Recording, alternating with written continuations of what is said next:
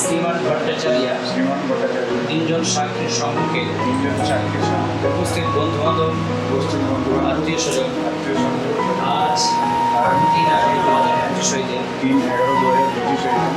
ভাষা বিশ্বাসকে স্ত্রীরূপে গ্রহণ করলাম। শ্রীমান ভট্টাচার্যকে আমি স্বামীরূপে গ্রহণ করলাম। স্বামী হিসেবে